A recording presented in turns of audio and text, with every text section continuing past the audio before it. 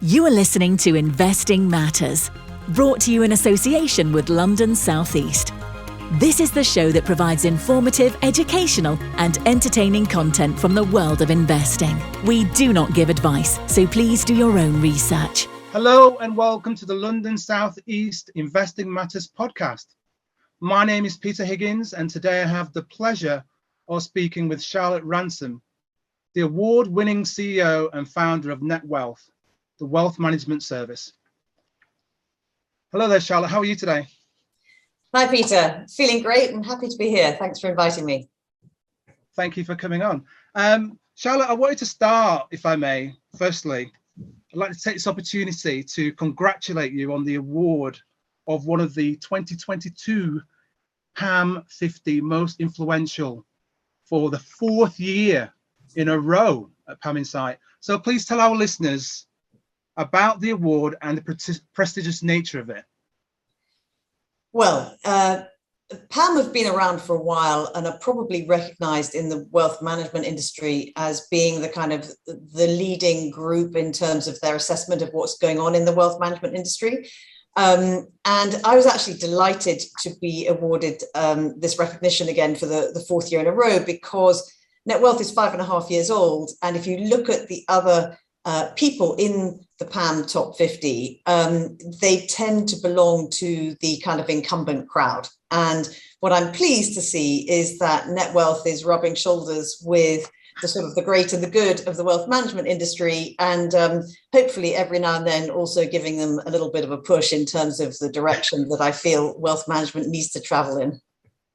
Absolutely. And as we're going to speak a bit later about how sought after as a thought leader you are in the industry at the moment, I want to start, if I may, and go back a little bit about your journey. And you started obviously at JP Morgan, then spent 20 years at Goldman Sachs, serving as a partner for 10 years. But please share with us the different leadership roles that you had, the responsibilities and your greatest lessons whilst there. Yeah, so I spent 5 years at JP Morgan, having graduated as a modern linguist from Bristol. And so I was already probably a little bit unusual from the point of view I was a linguist, from the point of view of being female when I got to JP Morgan in 1987. And actually, I was astounded by how quickly I just slotted in and really enjoyed the environment that I was in, probably most particularly because it was very meritocratic. And the really good news for a young person coming into a business is when you can just demonstrate, your impact quickly. And that was something that was possible to do in investment banking. I was headhunted by Goldman Sachs in the early 90s into what was then a fledgling derivative business. And I was basically head of Southern Europe, which meant I was head of myself. I had nobody reporting to me. We were very much considered to be the sort of I wouldn't say cowboys, but definitely the pioneers. So, derivatives at that stage was really not well understood as an asset class, as an activity. So during the course of the 90s and the noughties, I ran various different groups that very quickly became established as some of the biggest revenue drivers in capital markets, in investment banks. And Goldman Sachs was right at the forefront of a lot of the innovation. So it was a fantastically exciting time to be in investment banking, to be in that sector of the market.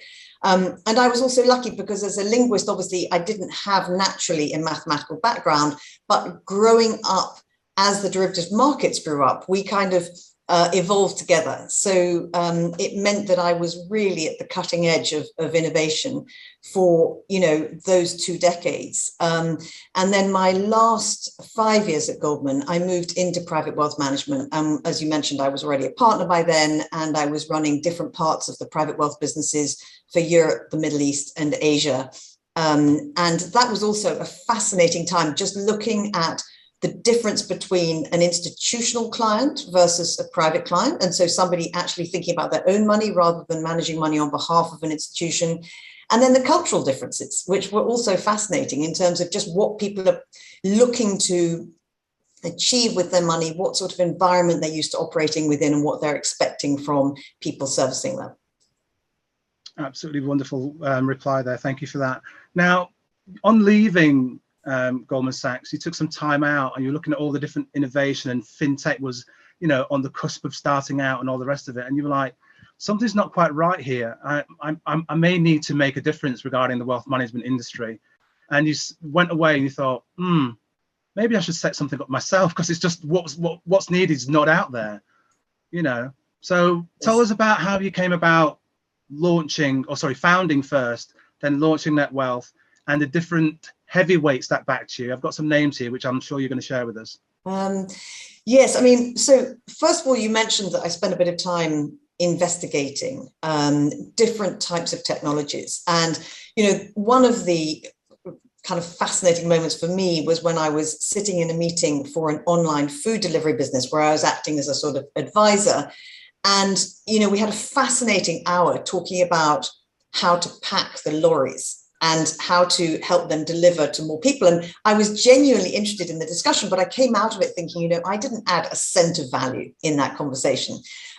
So I started to realize that my natural home was in finance. And that coincided with the fact that for the first time in 25 years, I had some time on my hands. I wasn't working flat out. I was able to sort of take a step back and think about my own finances. And there was this very troublesome moment when I remember sitting in our office at home with my husband and saying, here's the problem. We've been lucky enough to be, we've worked very hard, we've made some money, and now we either have to manage it ourselves or we need to go and find someone to manage it for us. And from what I know of the wealth management industry, I don't want to give it to anybody else. And we were sort of throwing this around a bit. And then we came to the conclusion that, it's the time to try and address wealth management and think about it in a different way. And so that was the very early seeds of Netwealth. I then managed to regroup with Tom Salter, who's my co-founder, and we'd worked together at Goldman Sachs, although he had the majority of his career at JP Morgan. And we're a decade difference in age. Our children span a couple of decades between the 4 I've got and the 3 he's got. And so we really started to think about, okay, so for people who are most likely come from a background a little bit like us. In other words, they're educated, they're time poor, they're probably analytical from the point of view of they have some sense for what they might expect to get from their money, but they're also unlikely to want to be doing it themselves, given the time constraints, maybe compliance constraints and so on. But they're also a bit cynical and they realize that things can be done differently.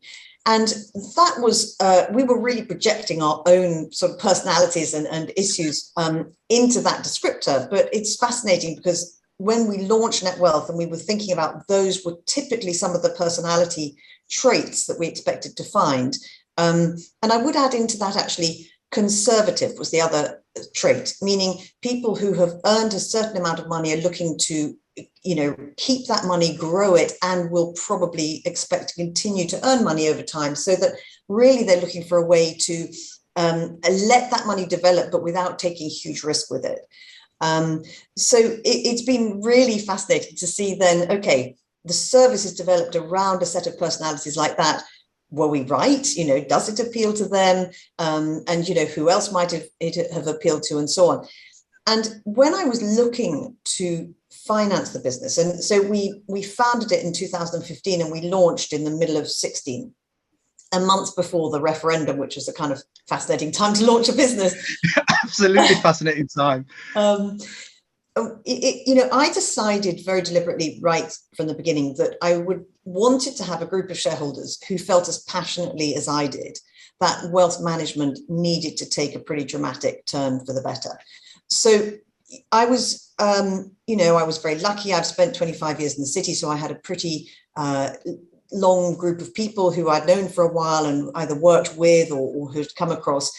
And they were very quick to understand what it was we were trying to do and to recognize, why it needed doing. And so I have been very, very fortunate with the shareholders that we've had, and they've been fantastic in terms of their ongoing, backing of the business and interest in the business. And I think it's very telling, because if you have a set of people backing the business where this is something they live and breathe themselves as consumers, then it really tells you that you're doing something right.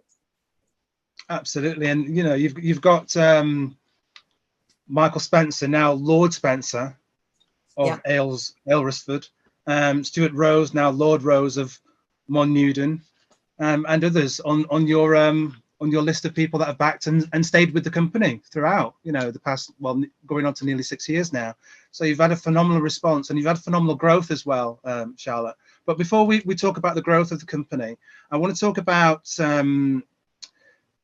the essence of Netwealth and how it differentiates itself, because it's got a unique hybrid wealth management technology enhanced service. So I want to explain to people why that differentiates and why it's different and also better. Yeah, thank you. It was very interesting when we were coming up with the service model we felt would resonate, and as I said, that we felt would resonate for us as well as for others. We were very conscious of the fact that there was quite a big movement in the US, and actually a fledgling movement as well in the UK, around robo-advice. And so there were quite a lot of services that were very focused on being sort of technology first and foremost.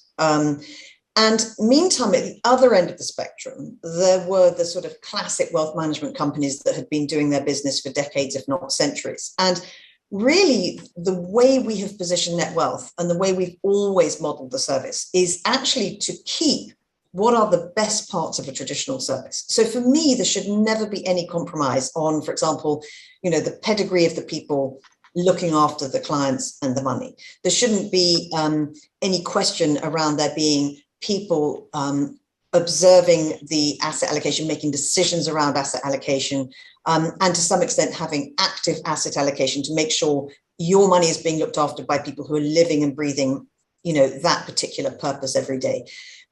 Having access to human advisors, again, absolutely critical. I mean, I'm a firm believer that, in private wealth, we all have individual issues and questions and dynamics that are specific to us, and therefore the human aspect should never be underestimated. And then the other thing, which is absolutely clear, is that if you're talking about wealth management, you really want to know that your data and your assets are secure. So I kind of felt those were the 4 principles that we wanted to lift from the traditional wealth management industry, and that we felt were absolutely central to any proposition. Then what's very exciting is when you take that and you embed it into a brand new technological framework. And suddenly that just brings alive and differentiates the service dramatically, because all of a sudden you have now a platform which is completely comprehensive to start with. So you can give your clients access to all of the things they might want, whether it's pensions or ISAs or corporate accounts or charity accounts. You might want to be able to do it not just in sterling, but in euros and dollars, for example. So having something which is really user-friendly, and at the same time, technology that lets clients, I always use the term, get closer to their money, that lets them understand what is happening to the value of their portfolios. As of last night's close, what's my value? Why has it gone up? Why has it gone down? What is it that I'm invested in? And absolutely critically, how much am I paying for that service? And so then the other, fantastic thing about technology is it has allowed us to take the cost down dramatically. So we're typically anywhere from a third to a half the cost of traditional wealth management. And that's even when you build in the price of offering advice. And, this question around advice is a really, I think, fascinating one in the wealth management industry, because I actually genuinely believe that where advisors offer the most value is around advice rather than around their capabilities in terms of asset management. But I also think that as consumers, we often don't need advice on an annual basis. And so the fact that that's so often baked into the overall annual fee means that people overpay for the service when they think back. Quite often, if you're properly set up, you don't need to be told, do your ISAs, right? Okay, I've got to top up my pension if there's still room, I need to do my ISAs. And that may be all you need to do, for several years. And then there'll come a time when actually I do need advice.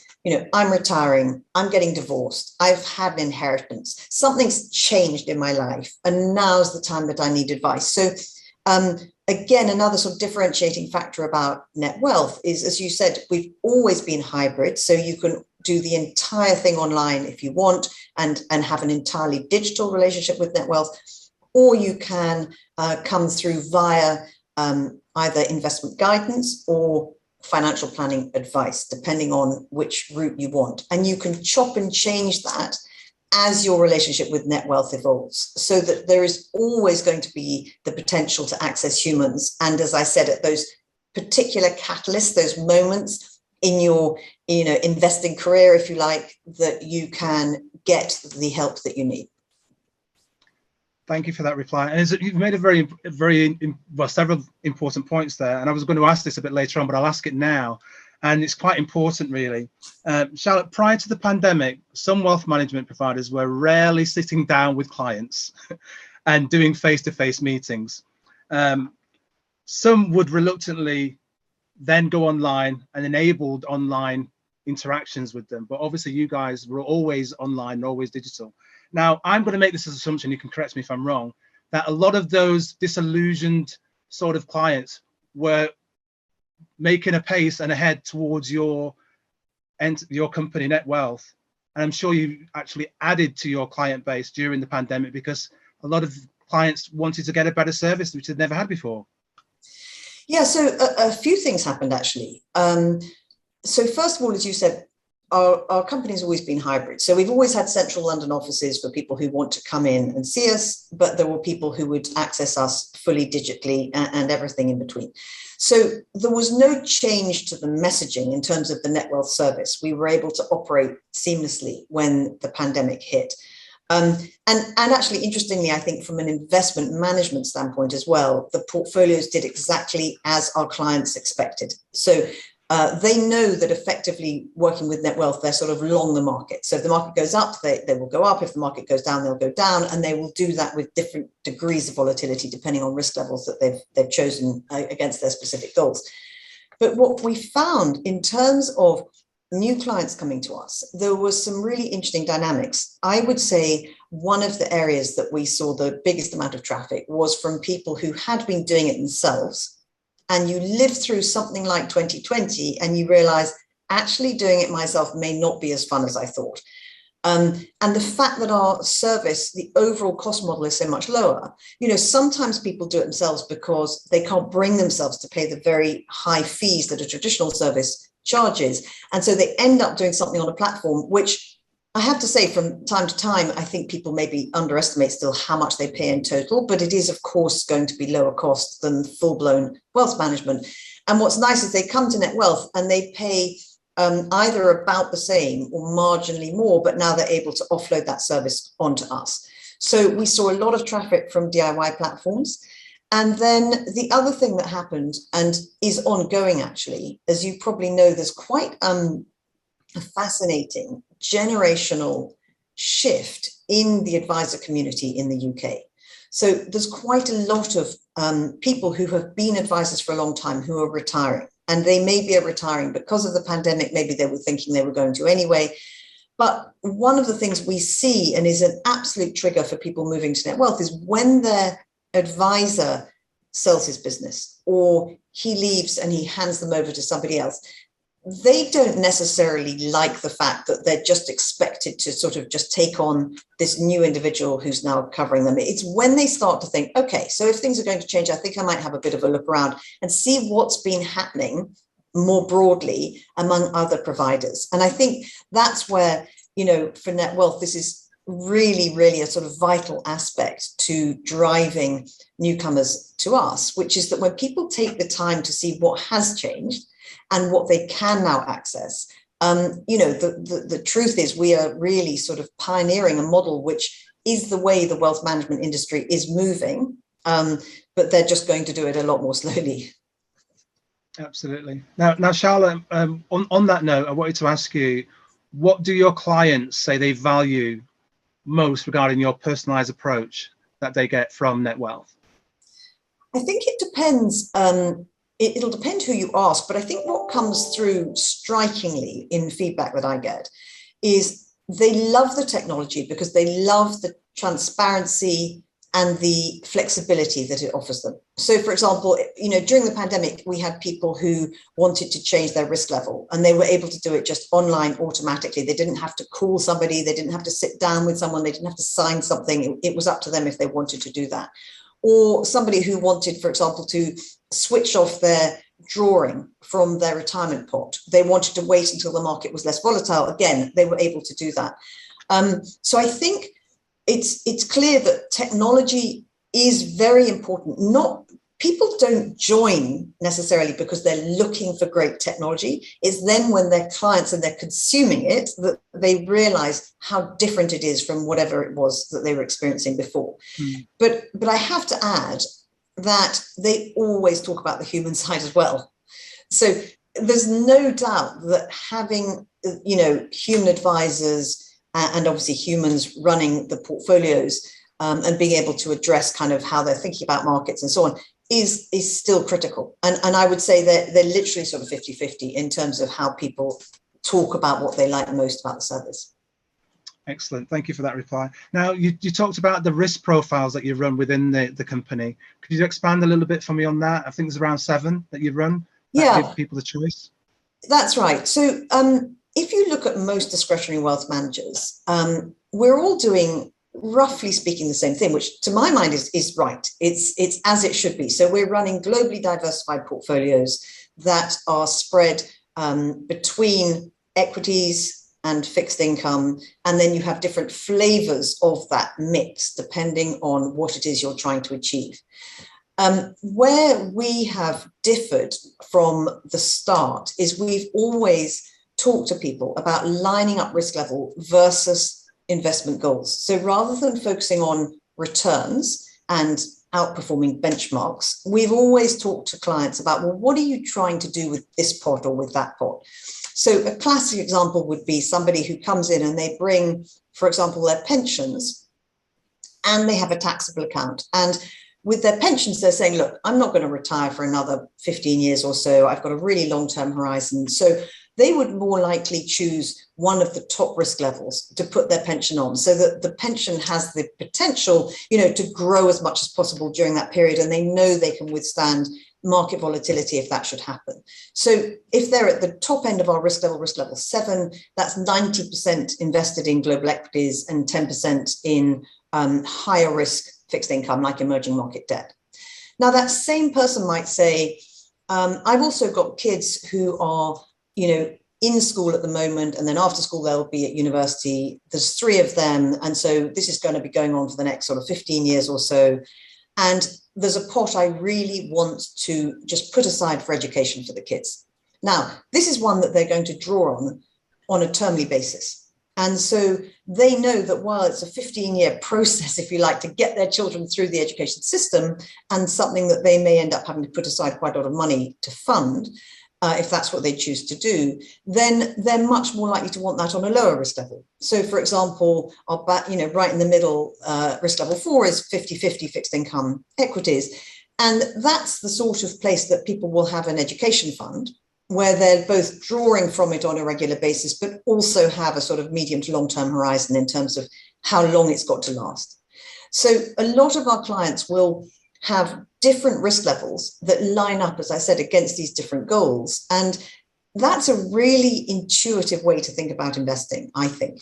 And that's why we ended up with 7 in order to be able to sort of address what were the sort of most common, if you like, types of goal people had and the sorts of return they would be aiming to achieve over that period. I mean, what I would say is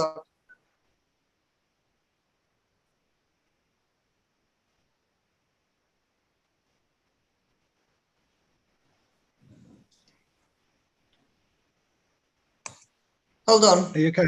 It's okay. Hang on a sec. It says my battery's running out, but I actually should be plugged in. So let me. Okay. Sorry about this. It's okay.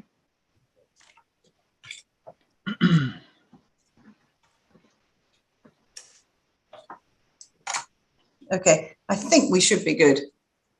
Okie dokie. Sorry about that. It's okay. So you're just about to add. You just said what I would add is. What was that? Oh, yes. So when we look at the different sets of risk levels that clients can choose from, it's interesting to see that the majority of our clients are in risk levels 5, 6, and 7.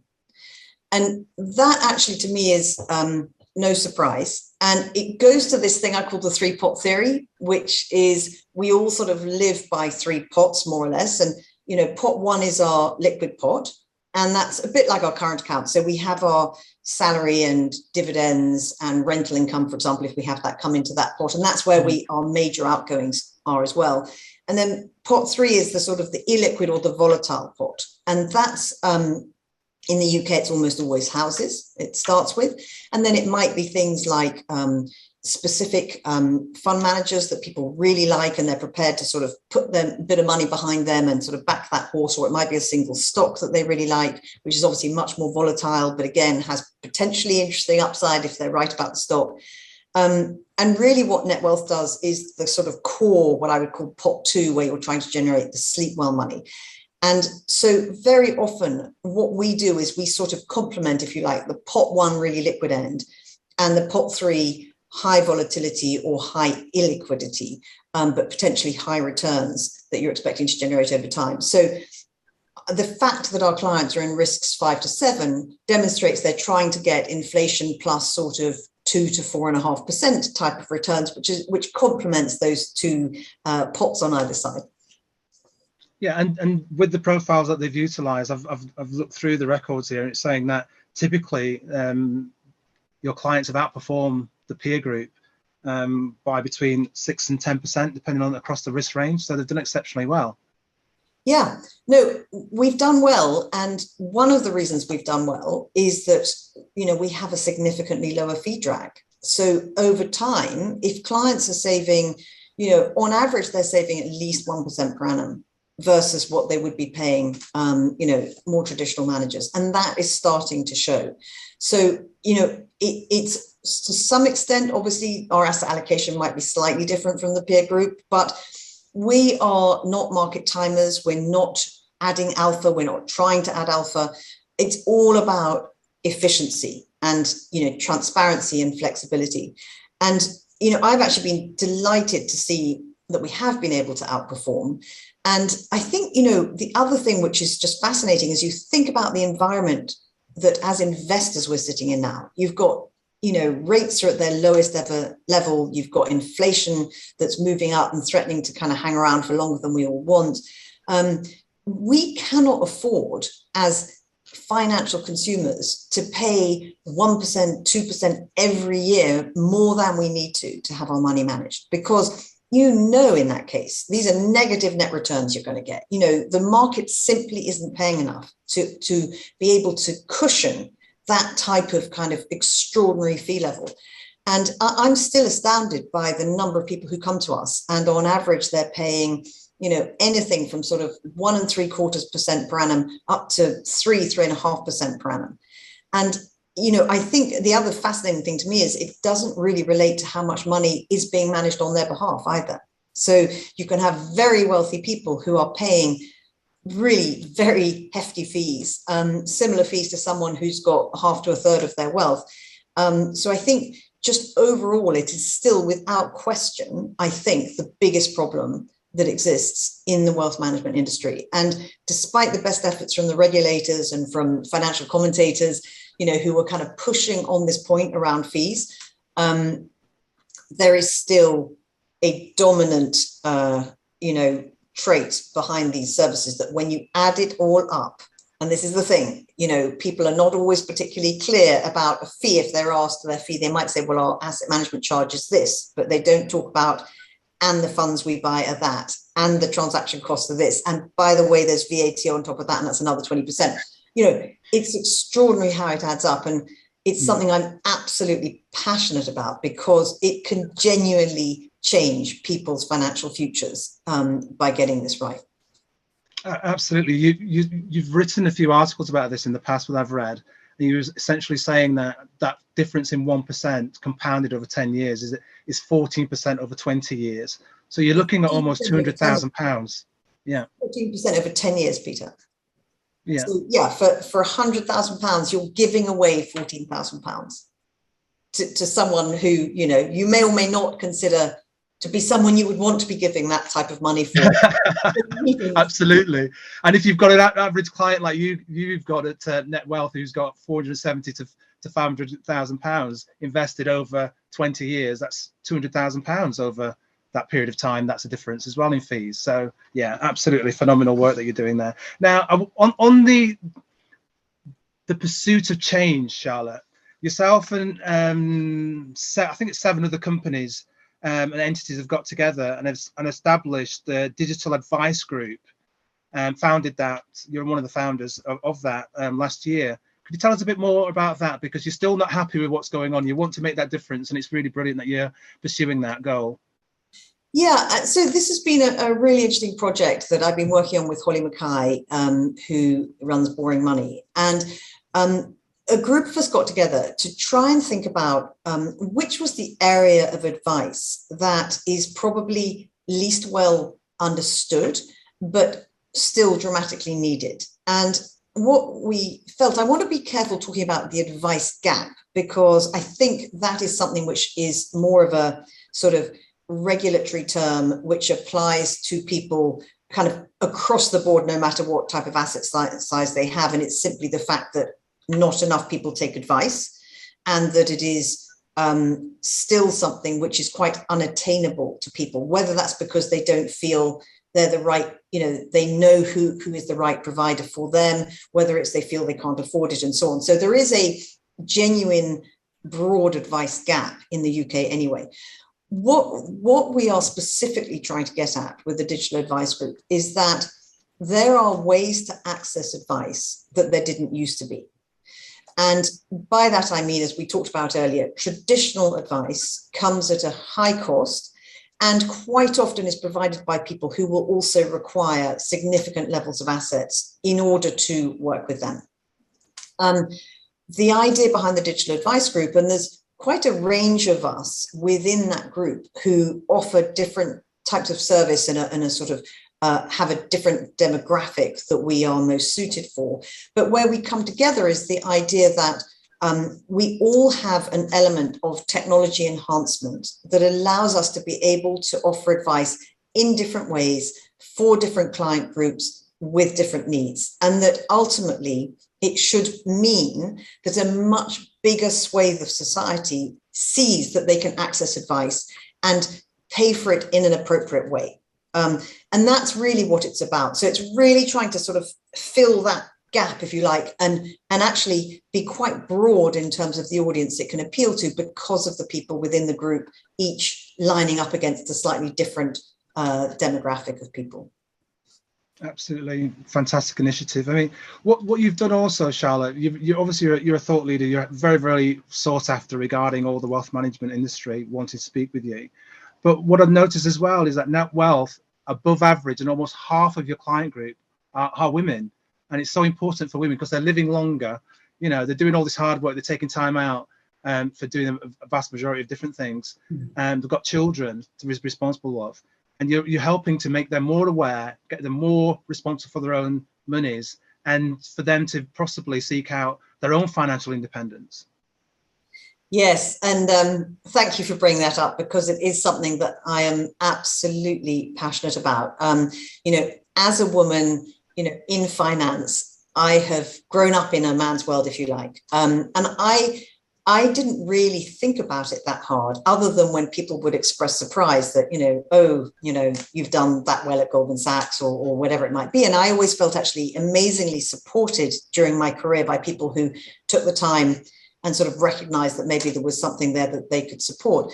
But when it comes to women and personal finance, I have experienced what so many women have talked to me about, and that is that you get in a room, and even though I had a background in finance, I might be sitting across the table from people who were speaking in unbelievably patronizing tones, directing the discussion sometimes maybe to my husband, and sort of forgetting that I was in the room, everyone in the room being male, and there were so many different aspects to it, as well as the fact that the language that is used is often very different than the way I think a female consumer thinks about their money and what it's trying to do. And by that, I mean a lot of talk about, outperformance, for example, and a lot of talk about products and much less talk about goals and trying to line up those goals. So much more of a transactional type of discussion.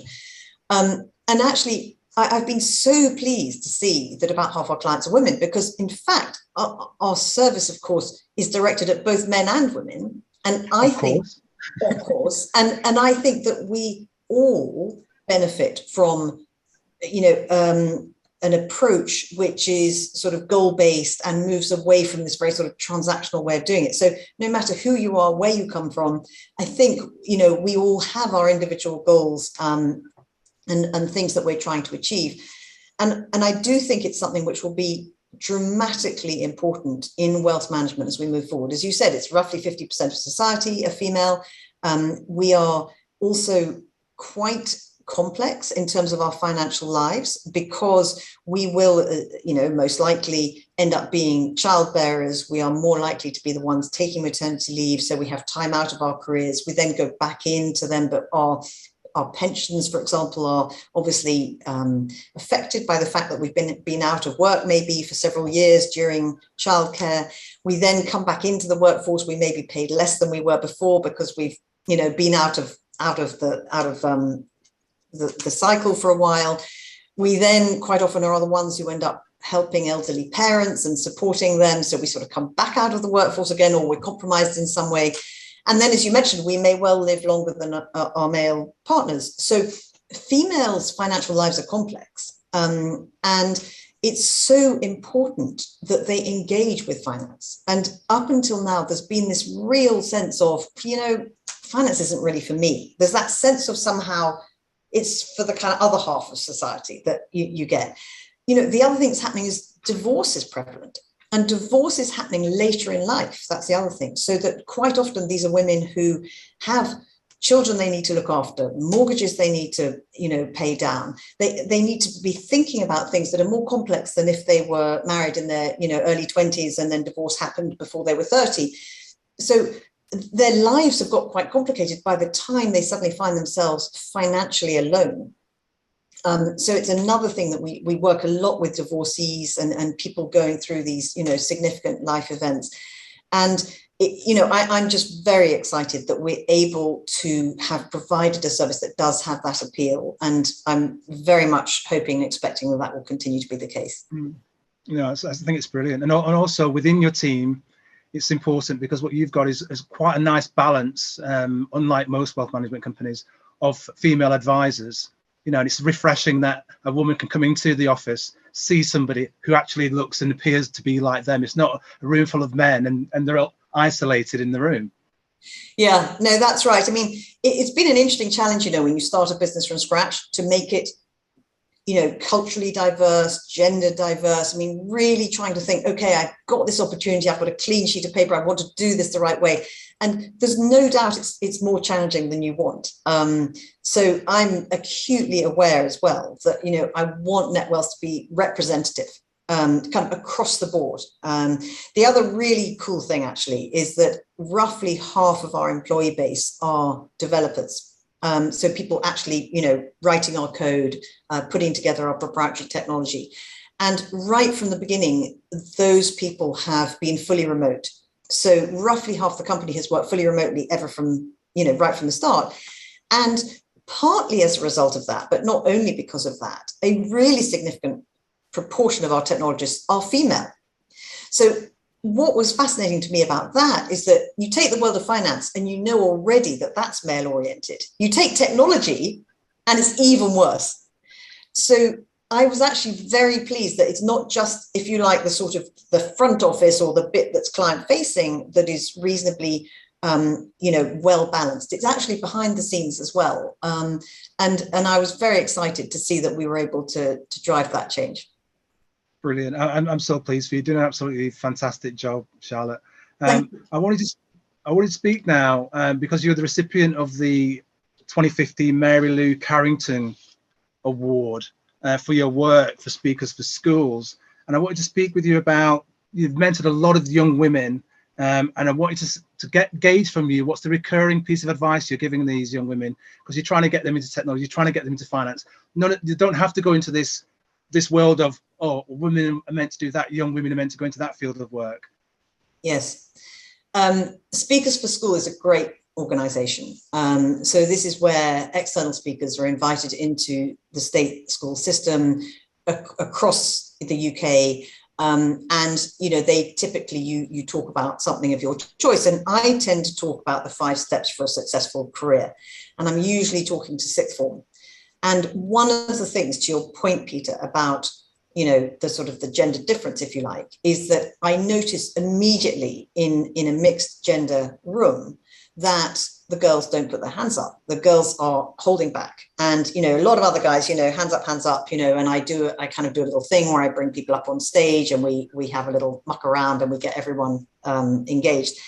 And the main point that I like to talk about at the end is to basically get yourself noticed. So that's the advice that I give both, you know, it doesn't matter who I'm speaking to, you know, the boys or the girls. But I know for the girls, it's often less natural because they're more anxious about, they don't want to put their hand up and ask a stupid question. You know, they don't want to somehow put themselves out there and possibly feel uncomfortable about what it is they've just said. So one of the messages I give people is, if you're paying attention and you're, you know, you've worked hard, you've earned your seat around the table and you're paying attention, no question you ask is stupid. You can ask whatever you want. In fact, one of the biggest problems is as we become more senior in our roles, we start to find it more and more difficult to ask questions because we kind of figure, well, we should know the answer to that. But here I am running a fintech business. And believe me, I ask a lot of questions about technology because this is not something that I have grown up in. So that is my main aim for these youngsters, is get yourself noticed. Because one thing that I know for sure, having, you know, been a youngster myself in a very competitive environment, you know, all those years ago, and then growing up and being a leader in various different roles, is that there is nothing better than having a young, ambitious, thoughtful person who is helping you do your job better. And you will always return to them and talk to them about what you're up to, and you'll talk to them about the impact of what it was that they suggested that you have a look at, or the piece of information that they gave you. So you're never too young to have an impact. And the more you can get that message across, I think, the more likely you are to help those young people become leaders in their own right, you know, different stages of their own careers. Thank you. I love that reply. That runs seamlessly to my next question to you, Charlotte. Which aspects of mindset and psychology have helped you maintain such a rich, varied and successful career, not only in your chosen fields, but also in your philanthropic endeavors? Well, you know, for me, it's all about balance. A career is a long-term thing, you hope. And I know by nature I'm a competitive person.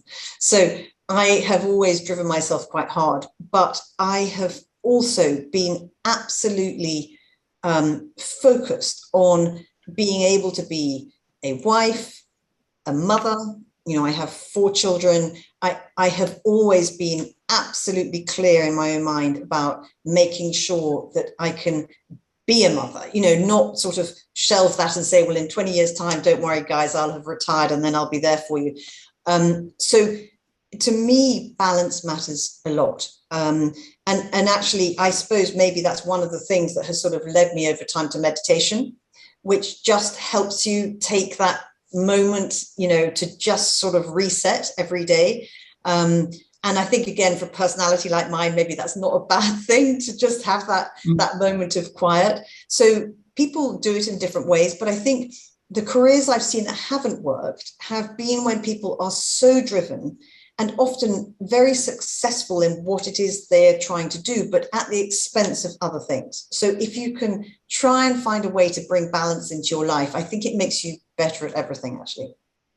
Brilliant. I love that. And I also meditate and follow mindfulness. So I know exactly what you're talking about, having a moment of calm and quiet. Yeah, good. Brilliant. Now, Charlotte, I've got a final question for you. And I wanted to conclude our fantastic discussion by asking you this particular question. You are among the leading women in wealth management industry. You're driving change and you're trying to encourage awareness and diversity. What have you seen, helped with or enabled to happen that you're most proud of? I really hope that throughout my career, and including now with the founding and the running of Netwealth, that I can be a positive role model for people. Obviously for women, but, potentially for men as well. I mean, this question of balance applies to everybody. It's not just that mothers want to get back in time to bath their kids or have supper with them. Guys do too, so what I really hope is that I'm able to show people that you can be normal, you can be kind, you can be happy, as well as, have a successful career in some of the most competitive areas that exist. And I'm a big believer that the companies that have people who do have this level of balance will also do better, because the environment within the companies, the corporate culture will be better. It doesn't mean it can't be hard driving. It doesn't mean it can't be ambitious, but it's a sort of long-term ambition. And it's going to be so much more nurturing in terms of the environment that people operate within. And I think in the end, if you can have happy people around you who are doing extraordinary things, there's nothing more you could ask for. I love that reply. That's absolutely fantastic. And all I can do is wish you continued success, Charlotte, you and the Netwealth team. It's been an absolute joy speaking with you today. And I'm looking forward to when we can meet in person at some point. And I shall bring you a bottle of bubbly for all your success when I come down to your office at some point. Okay. Fantastic. Thank you very much. Thank you very much. That was Charlotte Ransom, CEO and founder of Netwealth, on the Investing Matters podcast. An absolute joy to speak with today. Thank you, Charlotte. Speak to you soon. Thank you, Peter.